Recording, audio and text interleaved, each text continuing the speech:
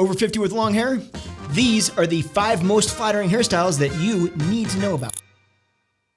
I used to have this client that came in all the time. We'll call her Tracy. Every time Tracy sat in my chair, my next client would always comment about how beautiful Tracy was. Now, a secret that they didn't know though was that Tracy didn't have a bunch of work done and she wasn't some retired model or anything like that. Tracy didn't just have a hairstyle. She had a hairstyle that emphasized her natural beauty. Now, the great thing is that's the same power that you're gonna get from the 5 hairstyles that I'm about to share with you. Style number 1 is just long with bangs. This is a situation where the bangs are not connected with any layering. It's just basically one length and then you just have bangs. The great thing about this is it's really good at accentuating eyes or bringing attention to eyes. Now, depending on what kind of bangs you have, can also actually help accentuate cheekbone structure. So if you actually allow those bangs to kind of blend in on the sides a little bit, curve down and not be too square, this does a great job of actually accentuating more cheekbone structure, which has a tendency to lift the cheekbone and lift your face in the process. But the best kind of part about this is a great style for the folks that aren't really ready to dive into overall layering in their hair. They still want it to be kind of long in one length, but they want something to add a little bit of a point of interest. Bangs do exactly that. Style number 2 is the face framing layers. Now, this is a situation kind of similar to the bangs where you basically have everything else one length, but you've got some layers just around your face. The best part about this is depending on where those layers start, you can either add fullness to your face or you can actually add a little bit of length to your face. So if you feel like your face is a little bit on the fuller side and you start those layers a little bit below your chin, this actually does a great job of elongating your face a bit. To the flip side, if you feel like your face is a little too long and you start those layers directly at your chin, you can actually add a little bit more fullness to your face. Now, this also does a really good job of tying into bangs. This can give it a lot more movement and create a lot more fullness just around that cheekbone structure and do a great job of emphasizing your cheekbone. So this really gives your hair a bit of movement and style without having to go overboard into layering, and a lot of openness to be able to create volume where you want to create it to accentuate things about your face that you want to accentuate. Okay, so the next style is kind of like a good camisole. You can dress it up, you can dress it down, you can wear it with sweaters, blazers, jackets, jeans, joggers, dress pants. Point is, it's kind of like the Swiss Army knife of hairstyles. Speaking about clothes, I feel a little bit like a lumberjack wearing this shirt.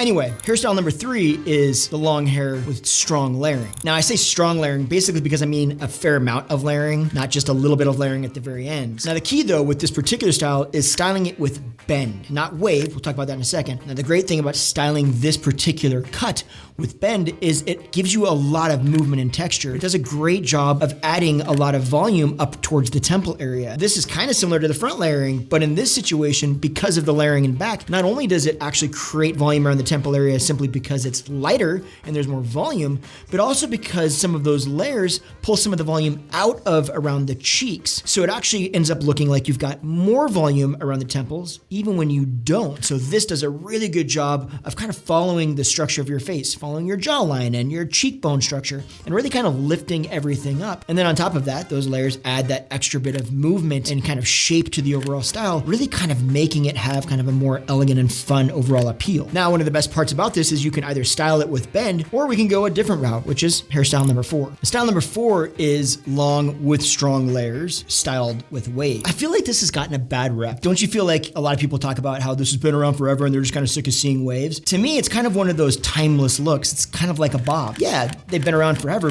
but they've been around forever because they work. I don't think there's anything wrong with it. Here's why I'm a big fan of actually layered hair and having it styled wavy. It does a really good job of adding a lot of movement and dimension to your overall style. Dimension and movement have kind of this feel of liveliness to them. And that's exactly what wave does. Simply because of the wave and how it reflects light, it has a tendency to give it a lot more dimension and movement, even when it doesn't have a lot of inherent movement to it. Notice I didn't say wave with one length hair. This is specific because wave has a tendency to enhance volume. But when it enhances volume, it'll enhance it on the bottom if there's not layers in the bottom, and it gets very triangular shaped. This shape, because of the layers, takes that bulk out of that bottom and creates, again, the illusion that there's more volume up towards the temple. Now, you could also even add bangs to this if you really want to kind of frame your eyes. The bangs, if you can wear them, really give it a little bit more of a point of interest. It's kind of like one more point of drama to the overall shape. Number 5 is long with strong layers, styled curly. Okay, I always get a lot of grief for not throwing anything out there to the curlier ladies, and so I wanted to bring something to the table for you today, and I hope you like this one. The thing about curly hair is, well, it's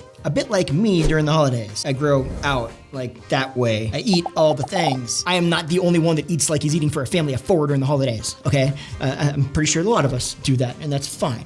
But either way, the fact is that curly hair tends to grow out before it grows down. Again, because wave or curl has a tendency to compound on itself and just get kind of bigger and bigger. And that's why over layering it, almost kind of having it 2 layered at the bottom, actually goes a long way to creating a really nice shape. Curly hair typically can kind of wear more layers than most other hair can get away with. Especially if you've got thick hair, you need to over layer it, because what it does is it really pulls that bottom in and creates that illusion of more volume up again around the temple area, a little less around the cheeks. Now, the other great thing is these extra layers actually do a really good job of adding more movement and texture. As we said before, movement and texture really just kind of make the shape look a lot more lively. So if you've got long curly hair, why don't you try giving it a lot of layering, kind of go overboard with it and see if you don't like it. All right, just shared 5 hairstyles that are super flattering, but there is one hairstyle that you should never wear. And I talk all about that in this video right here. So why don't you go ahead and check that out, and I'll see you over there. I'm gonna go